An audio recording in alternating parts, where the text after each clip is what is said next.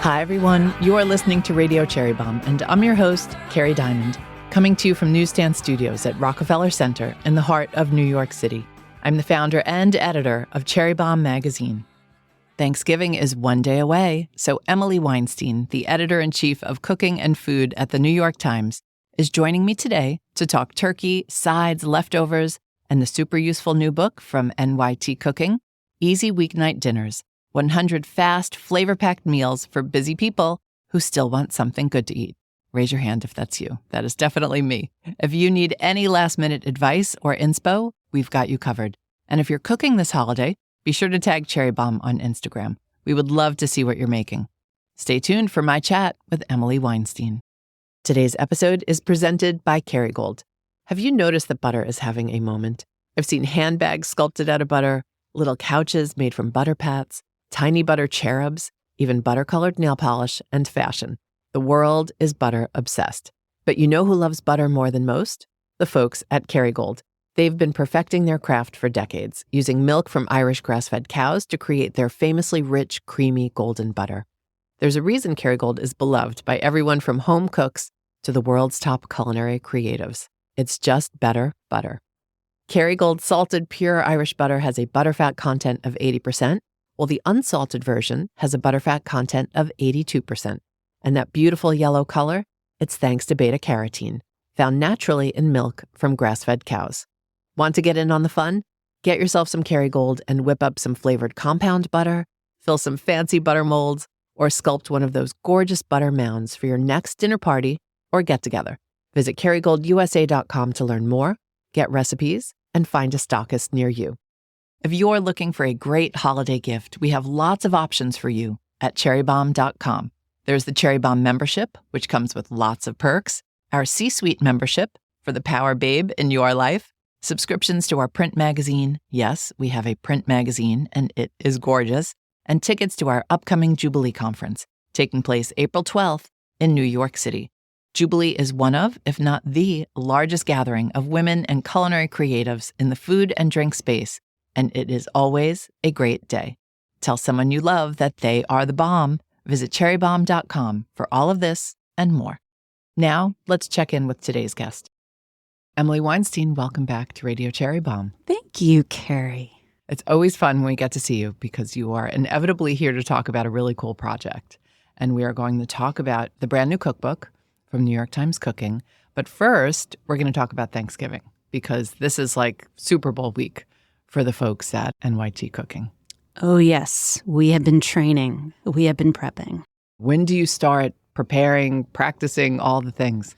Well, there's this recovery period, right, after Thanksgiving and the holidays. And then around April is when I usually start looking around and thinking okay, it's time for us to really get a handle on this. Because if we're doing things right and we're getting everything lined up and all our ducks in a row, we're making a lot of the work over the summer. So we usually start having meetings April, May. We firm up the lineup more and more. We're looking at video first, and then we're building editorial plans around our video ideas and that part of our operation. We're really shooting everything over the summer and then the photography in October, and then we're bringing it all together in November. Are you looking at trends from the previous year and traffic trends? Oh, absolutely. I mean, there are some really steady things, right? Like people who love to cook are thinking about Thanksgiving, I think, in early November, right? But most people are starting to think about it, let's say a week out. That's when they really start to get serious. They know what they're doing in terms of their plans, but they might not know exactly what they're cooking if they're cooking something. They're still putting the pieces together. So about a week out is when we start to see people really hungry, no pun intended, for the recipes, the inspiration, the advice, a lot of advice. Thanksgiving is hard. I'm not here to say Thanksgiving is easy. Thanksgiving is a big project, and we want to be able to help. Do you have a hotline? Didn't you have a hotline one year? We used to have a hotline a long time ago, and Sam Sifton and I used to run the hotline, and people would write in or they would tweet. And then on Thanksgiving, you were answering things? On Thanksgiving, we were answering things. I have this really clear memory of just being at the office on Thanksgiving Day till about 3:00, just me and Sam, and I'm processing all the questions, and Sam's answering them as fast as he can. I'm editing it. Yeah, we did that for a little while. And then at a certain point, it was sort of well, we've answered all the questions. Every once in a while, we'd get something out of left field. But, we came to understand that, first of all, most of the questions at the end of the day are about turkey, right? I was going to ask. That was my guess. Yes, most of the questions are about turkey. And it's like, well, we're probably doing something more useful if we just make a big turkey FAQ and put it out in front of our readers every year. So that's what we do now. But every once in a while, we get a question out of left field. America has such a love-hate relationship with turkey. Why does it continue? I know. And it's funny. Food professionals, I think in particular, don't love turkey, right? They just know that there are better things out there. But the reality is turkey is nostalgic, and so much turkey is still sold for Thanksgiving. It really is still the centerpiece of this holiday. There's no indication in sales or in patterns that it's not. People really still want to do this.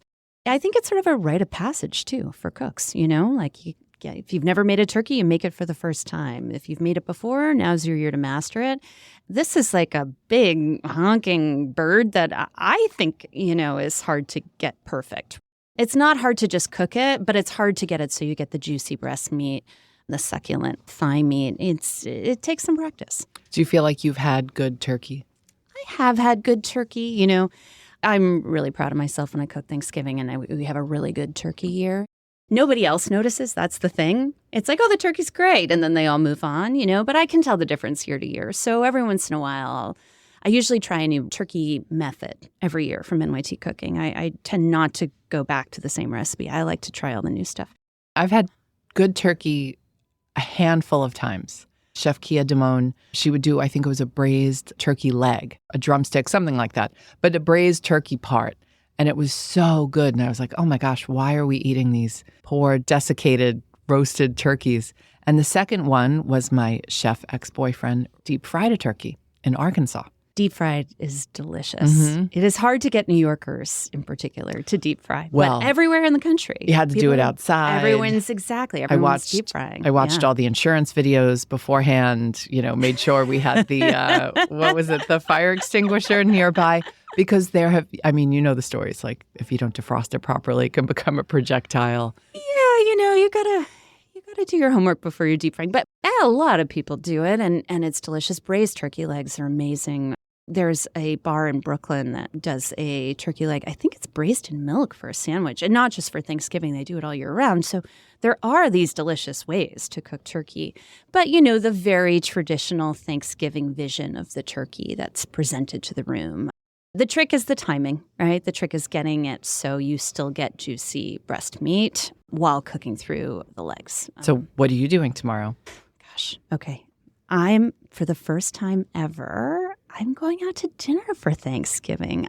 I almost always have Thanksgiving with my family, right? And somebody was telling me that they went to Keen's for Thanksgiving pretty recently, like maybe last year or the year before. Famous steakhouse here in the city. Yeah, famous steakhouse. And I just had this vision of somebody putting steak in front of me on Thanksgiving. Wait, you're no turkey for you on Thanksgiving? Well, it turns out we are actually not going to Keen's. We're going to a different steakhouse, but I surely love Keen's.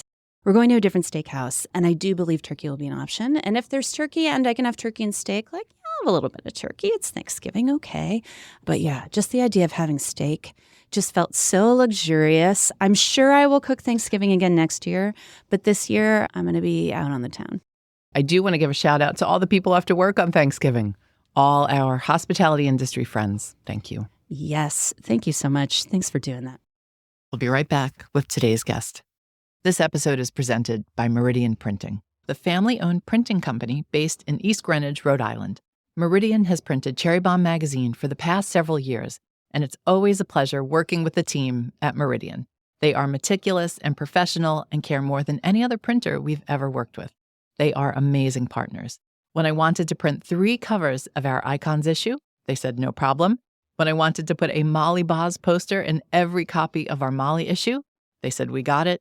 And they were amazing about helping us get the pink shade just right for our new Ina Garten issue. If you have an idea for a magazine or a zine, or maybe you want to do books on demand, you should talk to the team at Meridian Printing. Visit meridianprinting.com for more information. Cherry Bombe's next Jubilee Conference is taking place in New York City on April 12th. Early bird tickets are on sale right now at cherrybombe.com. If you're an official Bomb Squad member, be sure to check your inbox for special member pricing. Jubilee is a conference we started in 2014 as a way to bring women together for networking, conversation, and community. It's a beautiful day filled with friends new and old, great talks and panels, and amazing things to eat and drink. This year's Jubilee will be our biggest and our best one yet. Visit cherrybomb.com for early bird tickets. Prices will go up January 1st. The link is in our show notes. Let's talk about sides. Any intel on sides this year? We're seeing people respond to those, sort of classics, not necessarily the classic preparation, but potatoes, sweet potatoes, stuffing, cranberry sauce. I sort of think there's a lot of room to play for Thanksgiving, but people usually, it seems to me, they plan their menu. They have a few things they love that they always make. Maybe they're traditional in the Thanksgiving menu. Maybe they're traditional to your family, and then they'll experiment with one or two things. And that's what we're seeing every year. That's what we're seeing this year. What is this macaroni and cheese recipe on NYT Cooking where you don't even have to boil the pasta? Is that Melissa Clark's? Yes, it's Melissa Clark's, and it's just meant to be incredibly easy. We really do want to make Thanksgiving as easy as possible. It's difficult, and it's really difficult because of the sheer volume of the dishes and the timing, but that doesn't mean each dish has to be difficult, right? So if we can save you even just like a tiny step and one pot to wash, because if you're doing the dishes, like I am looking out for you, right? It's Melissa Clark, so the recipe's going to be fabulous and it's going to work perfectly. It seems like it's a pretty popular one. Yes, it is really popular. Mm-hmm. It's finding a lot of fans right now. And then, we've also got a Southern macaroni and cheese from the chef Millie Peartree that people love. Love Millie. I've had that macaroni and cheese. It's spectacular. It's deeply, astonishingly cheesy. It's really, really great. I think it's Kenji Lopez did a mayo-rubbed turkey recipe. Because you've got the traditional, buttermilk brines, the wet brines, the dry brines. But then there was that Kenji mayo recipe. What's that all about? I made that recipe the year it came out. Remember I said, I try different turkey recipes. I made it. It's delicious. And it's not so different in the outcome than the buttermilk turkey. Obviously, the buttermilk imparts a different flavor. But with the mayo, you're getting like a really browned skin. And it's really delicious. He gives you the option to do an herb mayo. So you're also, if you choose to do this sort of deeply herby green mayo, you're getting that extra level of flavor. But it's really good. I mean, you have to kind of get your head around smearing a bird with mayo. But I'm open-minded, so I did it. It's a lot of mayo. It was a lot of mayo. Yeah. I love mayo. Okay, let's talk about this amazing new book. It's so fun. It's perfect for everyone I know because everyone is so busy these days. It's Easy Weeknight Dinners, 100 fast, flavor-packed meals for busy people who still want something good to eat. That's the holy grail of dinner, right? Everybody just wants easy and delicious. And good. And good. Yeah, like good. I guess delicious is good, right? But like everybody wants something easy. There are a ton of options for easy. I mean, you could just buy a frozen meal, right? Not super cost-effective, but you could do it. But for people who love food, don't you want it to be good, too? And good does not have to be fussy. Good does not have to be complicated. It does not have to be hard. For dinner last week, I basically had egg rice for dinner, which is a recipe in this book. It's Eric Kim, and you're cooking eggs in butter and soy sauce, and you're serving it on rice. It's just, it couldn't be easier. And to me, that is just a perfect fast dinner. And the book is full of recipes like that. Some simpler, some like a little bit more involved, but still something I would make on a weeknight. And there's nothing in this book that I would not personally make myself at home after work. I'm curious what inspired the book. Were you all standing around just talking about what cool book ideas would be? So the Times has this long history of doing cookbooks, but we hadn't done one in a couple of years. And we have a fabulous new editor at the Times who is looking at how the Times is sort of showing up in books and TV and film, a brilliant editor named Caitlin Roper. And she's so brilliant, I want to say her name on the podcast.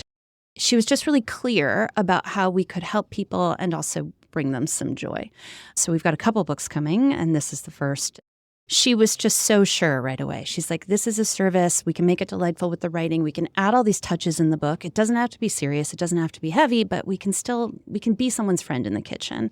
And she was just very sure of it. And it builds very seamlessly on the work we're already doing. It wasn't this huge leap to think, oh, we have to pivot. We, several years ago, identified that our readers had this need, And like we could be there for them and meet this need. I write a newsletter called 5 Weeknight Dishes, and it's one of the biggest newsletters at the Times. And it's because people really need this kind of work from us. And it involves the whole NYT Cooking Marvel universe of characters. Yes. I also think of it as the Marvel Cinematic Universe. So I'm glad you said that. So tell us some of the folks that people would recognize. Well, we already mentioned Melissa Clark and Eric Kim, Yewande Komolafe. Allie Slagle has a bunch of recipes in the book. I think Allie just has a genius for this kind of cooking. Hetty McKinnon has a ton of vegetarian recipes in the book, brilliant recipe developer. Rick Martinez has some recipes. Kenji Lopez Alt, just a number of really great Times cooks. There are a lot of potential holiday dinner recipes in this book. I know you did not design the book this way, but especially in the vegetable, beans, and tofu section. That's a brilliant section. I think almost everything in that section could be a side dish for the holidays, especially if you want to do something a little special. I flagged a few of them. Butternut squash congee. I mean, that I would want breakfast, lunch, dinner.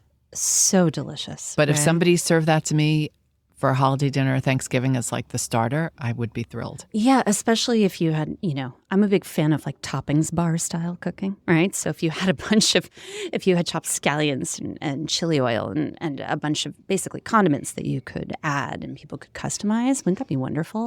And just the color from the squash. And it feels, for a dish that is really very, at its core, comforting, cozy, simple food, like you can make this really beautiful. Then there was a farro with roasted squash, feta, and mint. I love that recipe. And that recipe was actually initially conceived as like a big dish that you could make, if you were having people over. And it's one of those recipes that you sort of retrofitted for dinner. It's like, well, there's no reason this just couldn't be somebody's grain bowl. And that's primarily how I make that recipe now. And this one's semi-similar, but warm roasted carrot and barley. Same deal. I mean, for all you carrot girls out there. Yeah. I mean, all you need is that combination of like a grain, a delicious vegetable. I like to have Greek yogurt in these sorts of bowls or some sort of sour cream, something a little creamy, and some nuts. Obviously, I have squash on the brain. I mean, I love this time of year at the farmer's market. The butternut squash, the little honey nut squashes. Oh, I love those. Delicata, kabocha. I'm right here with you. Love all of them. Yeah. So I also flagged pasta with sausage, squash, and sage brown butter. That is a recipe from a seminal Brooklyn restaurant called Frankie's. Oh, wait. That's one of the Frankie's recipes. Okay. Oh. Yes. I'm pretty sure. Is that the ravioli? It's like the Don't they do it as cavatelli. Unless right. I'm misremembering. I should know that. Because I've only eaten that dish 8 million times. Allie Slagle adapted that recipe. And it's not really their recipe. It's very much inspired by that recipe. But at the time they told her it was the most popular recipe ordered on what they assumed to be first dates. The waitstaff picked up it was a first date. And people are eating the cavatelli, which is a fun neither here nor there detail, but I sort of love. I love that dish. I live right near Frankie's. So when I had Thanksgiving in a restaurant, it was at Frankie's. Oh, I bet it was great. It was great. Yeah. Yeah, absolutely. Okay, so there was that one. Okay, no squash in this one. This is a simple one, but so flavorful. Cumin and cashew yogurt rice. Oh, so good. I mean, and that to me, again, is this sort of meal. It's like, it's really simple. It's really satisfying. You can make it shine. I mean, you could really easily make it shine in terms of the condiments you're using, or you can just do it so straightforward. It can work every which way. Yeah. And so nice just to have some side dishes that just aren't the same old, same old. Yeah. I mean, it's nice to change it up a little bit. And changing it up can take all sorts of forms, But why not have the cashews and the yogurt? I mean, it's just a great combination. And again, really simple and really easy to take in whatever direction you want. And it is all about the sides. Yes, it is all about the sides. It is. Last year when I cooked Thanksgiving, I just sort of decided that I was making 2 stuffings. I was like, this meal is all about the sides. And I had 2 different contenders for the stuffing I was going to make. I was like, I'm making them both. This is my house, my rules. Tell us about the 2 stuffings. Oh, one. A tale of 2 stuffings. Go for it. A tale of 2 stuffings. One is a cornbread stuffing. For as long as I can remember, my family's had a cornbread stuffing. And technically, these are dressings because they're baked on the side. I don't actually stuff a turkey. So cornbread and sausage, I just love that combination. And that's not something that's in my rotation. Like, I love cornbread. I just don't eat very much of it. So I very much associate it with this time of year, which is sort of nice, to have a flavor that just sort of circles back to you at a particular moment. So cornbread. And then I wanted to do something really creamy and eggy that's almost like a bread pudding. So I made a sort of mushroom bread pudding as a stuffing.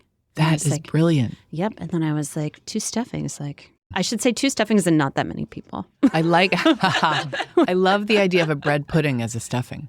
Oh, it's fabulous. It's fabulous. It's so creamy. I mean, and creamy, Thanksgiving is creamy, right? It's beige and it's creamy. So it fits right in. Let's talk about leftovers. I love a Thanksgiving leftover turkey sandwich. Me too. And I do mayo and cranberry sauce. No stuffing? No stuffing. No. Maybe you ate it all the day before.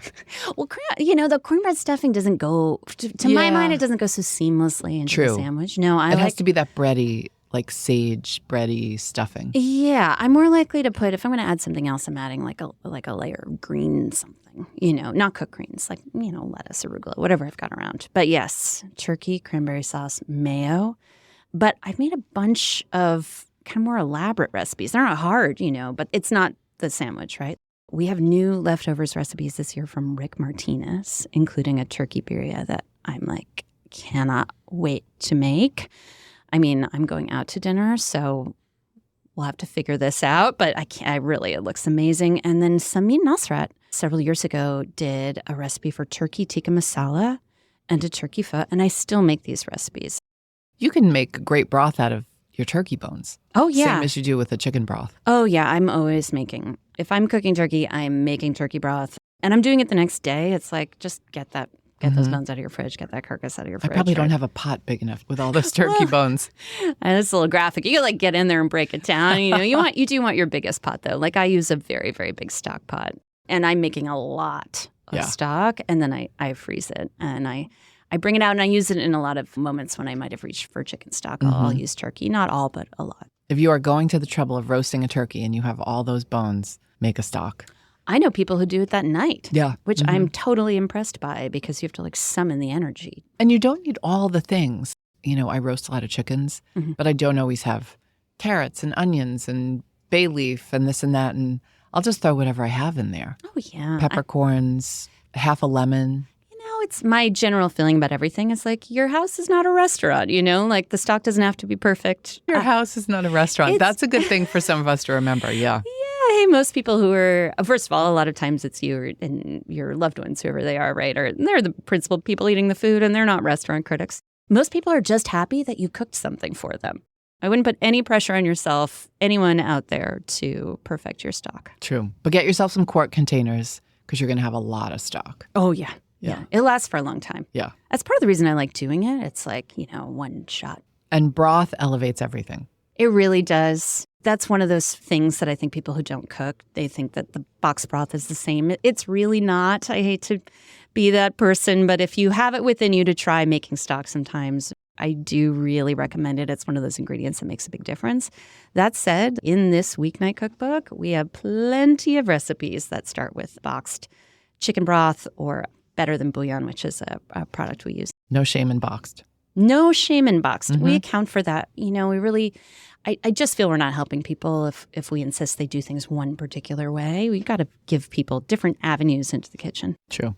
Like our patron saint, Ina Garten says, store-bought is fine. Store-bought is fine. Speaking of leftovers and store-bought and broth and soup and all those things, there is a recipe in the book for lemony white bean soup with turkey and greens. So that's the perfect combo. So good. Yeah, it is the perfect combo. It's the only recipe in the book that uses ground turkey. You could totally use leftover turkey. It's really about the flavor combination and about giving you something perfect for a sort of chilly night or some, you're feeling cozy.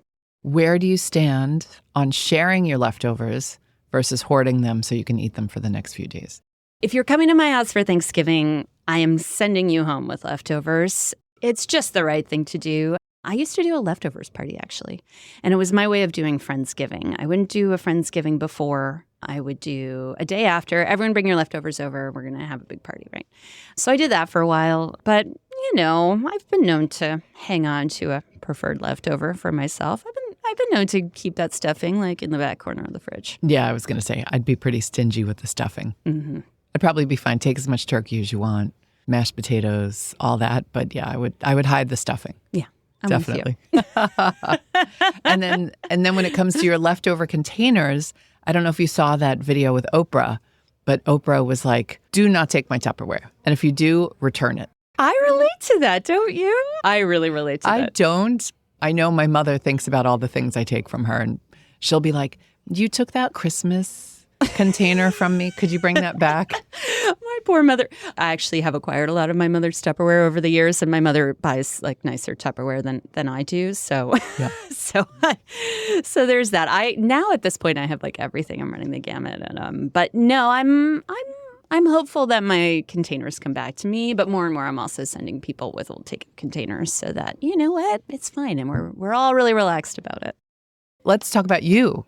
Because you know this, everybody is still obsessed with food media. We've got so many listeners who want to be part of food media. We get tons of resumes and emails, and I'm sure you do as well. If you were a young person and you loved writing, food, all things, you watch Food Network, you read NYT Cooking, you read Cherry Bomb, what would you study in school and what would you be interested in doing after college? Such a good question. I would not do journalism as an undergraduate, or maybe I would do, but I would not do that. And I would focus on learning an area of study where you're going to learn something that isn't necessarily just skills based. And in the process of studying that, you're going to acquire the skills that'll make you a good journalist. You're going to learn how to do research. You're going to learn how to ask questions. You're going to learn how to write. You know, at the Times, we're looking for people who are curious, right? And they've developed skills that help them maximize that curiosity, right? They're asking really good questions. They can write. They can come up with big ideas, you know? And look, it's the Times, right? So we're also looking for like a certain level of skill. You need to have those skills and you need to kind of know about something that isn't just the trade of journalism.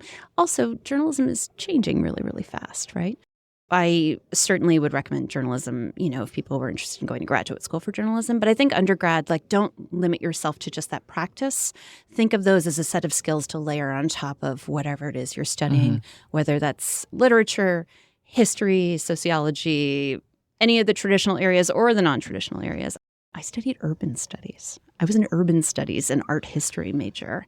I was really interested in cities and how they evolve and, you know, sort of like the global evolution of urban life. This really dovetailed nicely with my interest in restaurants in New York City. And I started in food as somebody who was more interested in the restaurant side of things than the home cooking side of things.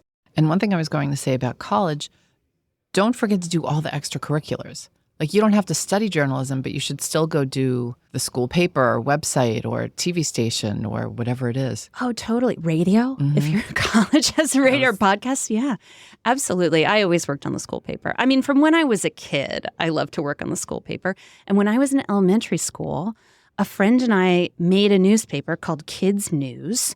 And we had this little cat that was sort of the icon of Kids News. You know, we would get it photocopied and we would disseminate kids' news. And then I worked on the high school paper. And this is before I was thinking when I grow up, I want to be a journalist. This was just what I liked to do for fun. So I think in college, when I realized that what I wanted to do was be a writer and editor, it made a certain kind of sense. And then how about internships? I feel like internships are a little dead these days.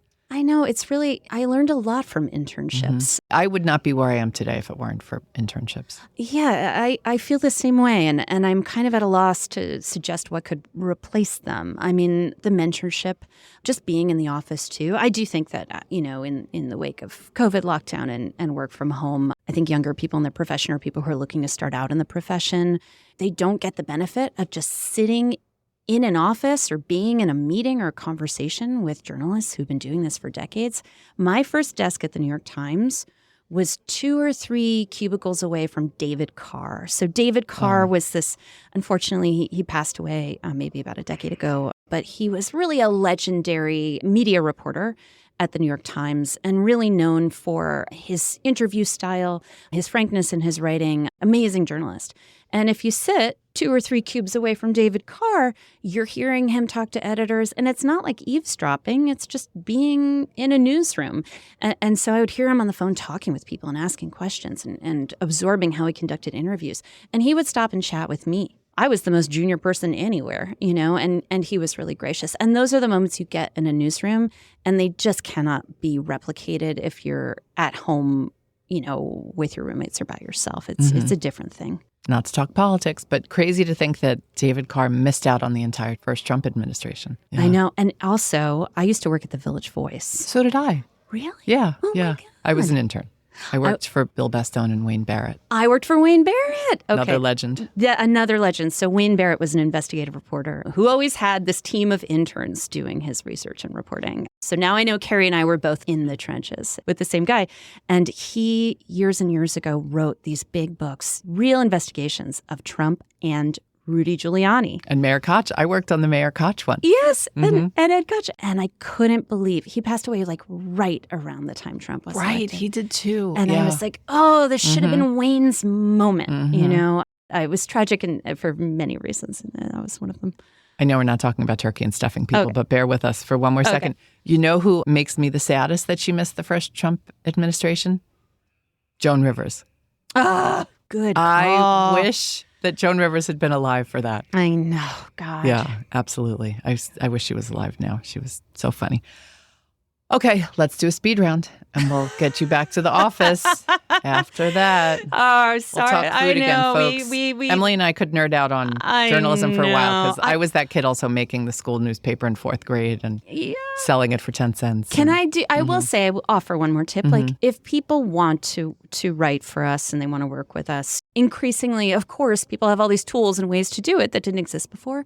And I do look at people's Substacks if they want to write for us, or I look at what they're posting on social media. If somebody can really put together a sentence, if they have an original voice, if they have original thoughts, all of that stuff shines through.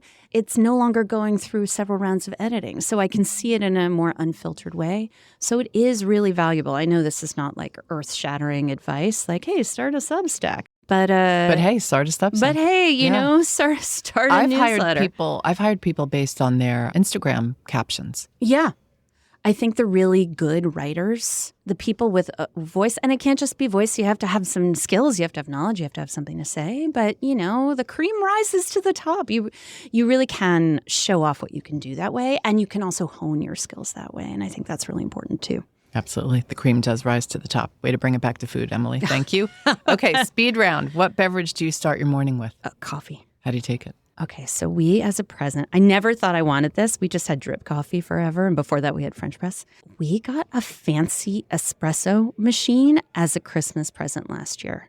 And it's like an espresso machine. It's not Nespresso. It is espresso. So now every morning I have a cappuccino, a double shot cappuccino. Oh, my God. It's so fancy. I love it. I absolutely love it. But this is a fancy thing, I'm impressed. And what kind of milk? Whole milk. Whole milk. Okay. Dairy. Look at you. Yeah. Wow. From the cow. Okay. What's always in your fridge? Oh, a million condiments. A million condiments. And then yogurt, eggs, cheese, big dairy. We always have tofu, firm tofu, stuff to make salads. I'm trying to get, obviously, as a lot of us are, like, I want as many veggies as possible into a meal. And you'll see in this cookbook, there are a lot of recipes where I'm like, just throw on some arugula and call it a day. So I'm a big believer in that. What was your favorite food as a kid? Oh, it still is my favorite food. Ice cream. Ice cream is my enduring love. What's your favorite snack food? Good question. I am a snacker, but I am not like a devoted to one thing snacker. I'm like an all access, whatever's around snacker. I think I actually do when I'm at home, just sort of working at home, munching. Sometimes I use spicy peanut butter. Okay, what are you streaming these days? I just finished My Brilliant Friend on HBO, which is the adaptation of the Elena Ferrante novels. And I just started watching Say Nothing on Hulu. And this is the miniseries adaptation of this nonfiction book, which I actually have not read, but everyone says is amazing, called Say Nothing, about the Troubles in Ireland. And I'm watching the new season of The Great British Bake Off, which I had not watched in years. But then all these like random people in my life, many of whom I know love food but don't work in food at all, like they don't work in food media, randomly would be like, are you watching the new Bake Off? And I'm like, are you watching the new Bake Off? Is there more drama than usual? They have a new co-host. I think she's new this season. It is delightful. I had really forgotten the joy that Bake Off delivers. So I've started watching that again too. Okay, it's like same. a little light thing after I watch my like incredibly serious highbrow, streaming main course. I have Bake Off for dessert. What's your favorite food film? Oh man, Big Night. Good one. Dream travel destination. I have never been to Korea or Japan. I've been wanting to go for years. I was gonna go in 2019. I was like, oh, maybe I'll be able to go in like 2021. So obviously COVID has derailed all of that. That is still very much a wish that I have. And I want to block off like 2.5 weeks to go. And I cannot wait to go and travel and eat.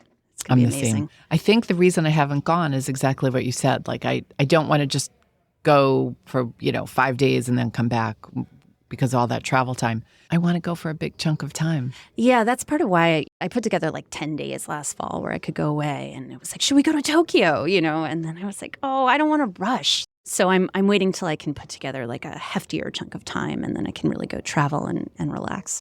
Okay, let's do the last question. If you had to be trapped on a desert island with one food celebrity, who would it be and why? Oh, it probably would be Ina. Maybe I just have her on the brain, but she came up earlier. Hopefully when we're like on the desert island, we have like the makings of martinis or something, You just picture sitting there and sighing and saying, oh, well, cheers, chatting. I think it would be Ina. Okay, good choice. Good choice. Well, Emily, it's always a pleasure to see you. Oh, congrats on the new cookbook. Thank you. Say hi to the team. Everybody loves what you all are doing over at New York Times Cooking. And I love what you are doing with Cherry Bomb. So thank you again for having me. That's it for today's show. I would love for you to subscribe to Radio Cherry Bomb on Apple Podcasts or Spotify and leave a rating and a review.